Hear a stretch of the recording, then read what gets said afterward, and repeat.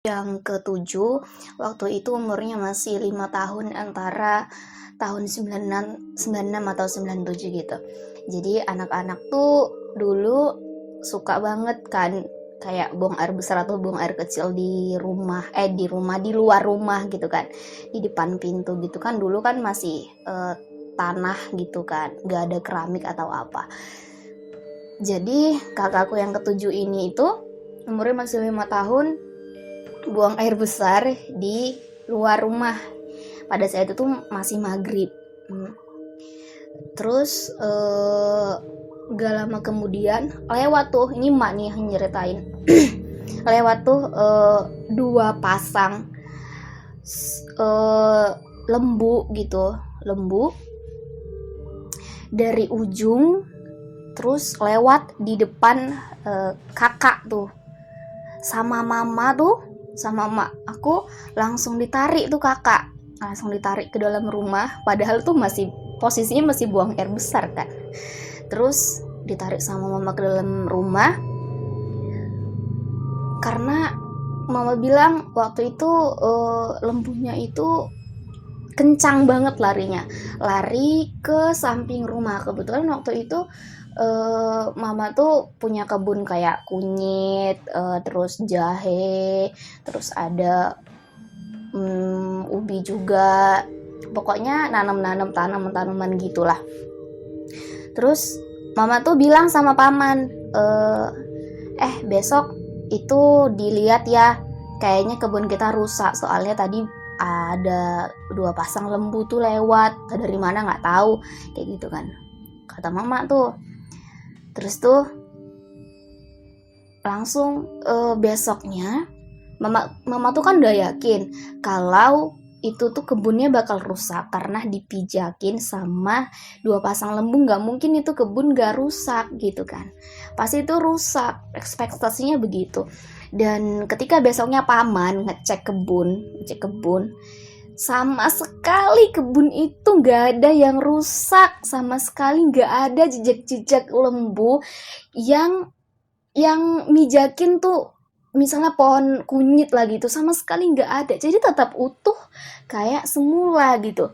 Terus heran dong, loh itu yang tadi malam itu yang lewat di tengah, yang lewat dari ujung ke tengah kebun itu apa gitu.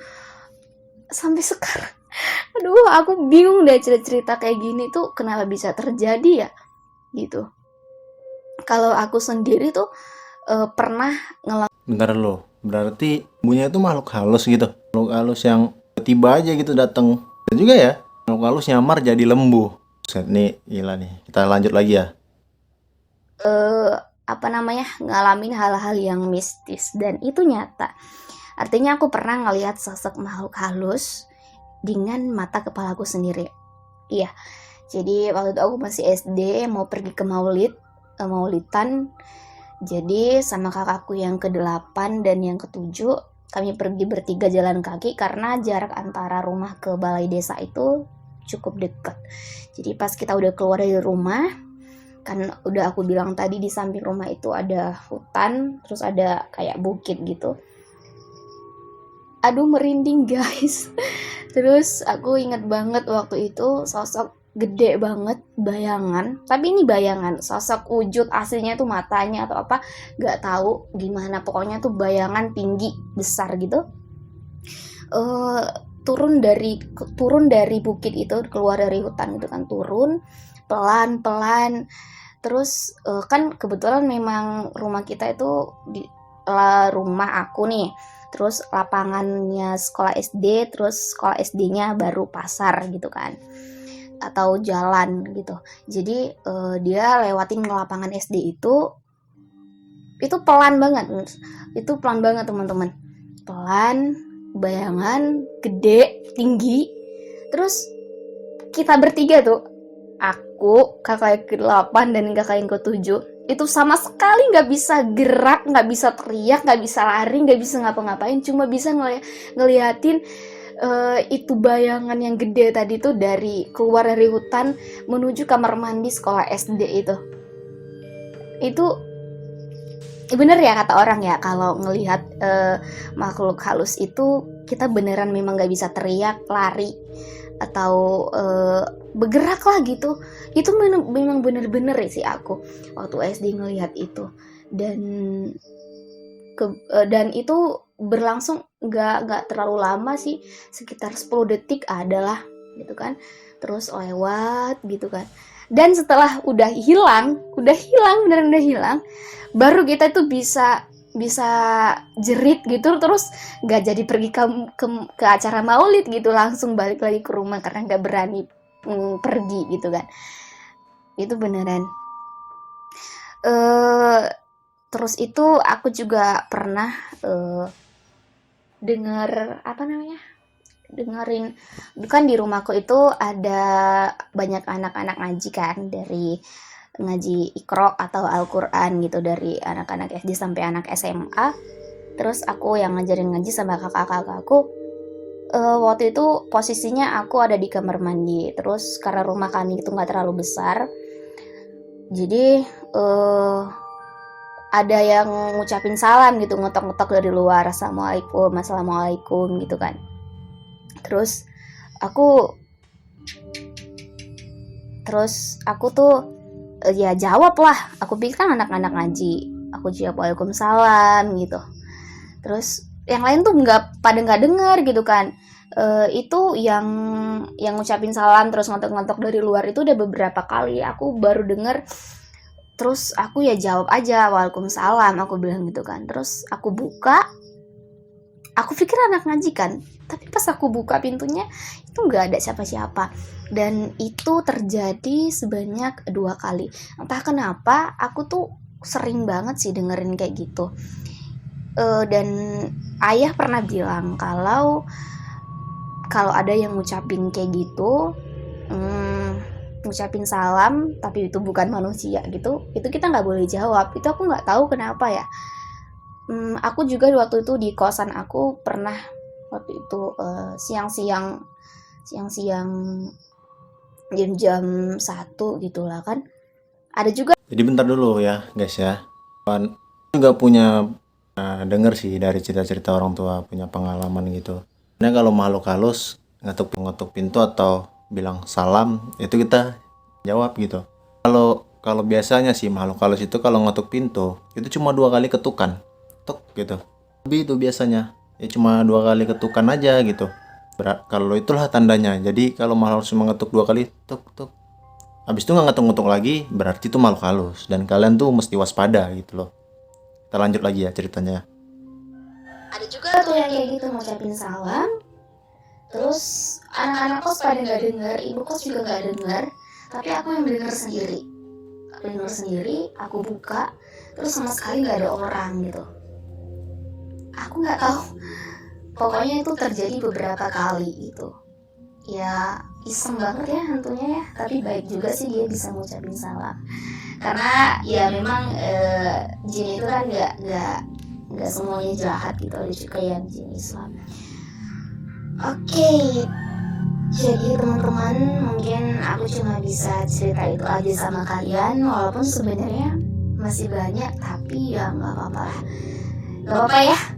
Aku cuma pengen kalian ngerti bahwa dunia kita dengan mereka itu berdampingan. Kita nggak boleh ngelakuin sesuatu yang ganggu mereka.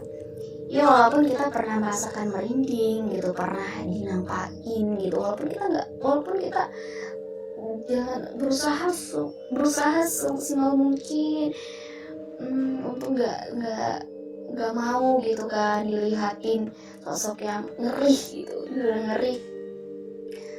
Jadi nggak usah macem-macem lah panggil dukun buat ngusir itu hantu, setan, jin atau apa. Intinya kita berusaha aja taat sama Allah, berdoa sama Allah terus menerus.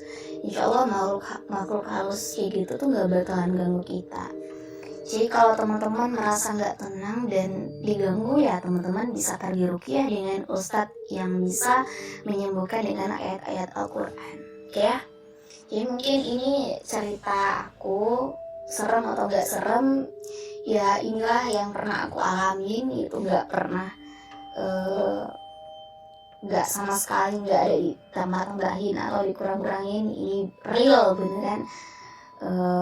cerita dari orang tua yang dulu pernah terjadi, sampai aku juga pernah sih ngerasain itu sendiri. Oke, itu aja mungkin. Teman-teman sehat-sehat semua ya. Bye-bye. Assalamualaikum warahmatullahi wabarakatuh. Jadi itu tadi kawan-kawan cerita dari teman aku yang namanya Aisyah. Cukup serem sih kalau menurut aku. Apalagi kalau memang kita ngalamin kejadian itu sendiri gitu kan. Dari cerita dia aja bisa kita bayangin bahwasannya tuh gila, itu betul-betul serem banget kan. Dengan hal ganjil yang bisa kita temuin kalau tanpa ada hubungannya sama makhluk halus. Setiap hal ganjil itu pasti ya bersangkut pautan sama makhluk halus. Ya nggak sih? Nah benar juga tuh kata temen aku tadi, Aisyah, kalau misalnya kita diganggu gitu dengan makhluk halus ataupun jin atau sejenisnya, kita cuma bisa berserah diri sama Tuhan, minta doa sama Tuhan, jangan panggil-panggil dukun lah, apalah, itu nggak guna, itu mereka nggak guna. Kita kan ada Tuhan masing-masing itu, kita punya ayat-ayat dari Tuhan kan. Kalau Islam minta kepada Allah, kalau yang lainnya kepada Tuhan masing-masing, itu maksud aku. Nggak usah pakai panggil-panggil dukun, karena kita tuh makhluk ciptaan Tuhan dan mereka juga makhluk ciptaan Tuhan. Jadi apapun kehendak kita atau kehendak mereka tuh kehendak Tuhan gitu loh. Jadi kita cuma bisa minta pertolongan tuh sama Tuhan. Baiklah, mungkin itu saja isi dari video kali ini. Jika kalian suka dengan video ini, jangan lupa kasih like dan subscribe-nya. Dan jangan lupa juga komen apa yang akan aku bahas selanjutnya. Kalian boleh request di komen. Dan jangan lupa juga share video ini sebanyak-banyaknya ke seluruh sosial media kalian, agar aku bisa mengembangkan video ini atau channel YouTube ini menjadi lebih baik lagi, lebih baik lagi, dan lebih baik lagi. Terima kasih kawan-kawan udah menonton video ini. Aku Ridho Hadiasaki dari channel Zona Horor. Assalamualaikum warahmatullahi wabarakatuh.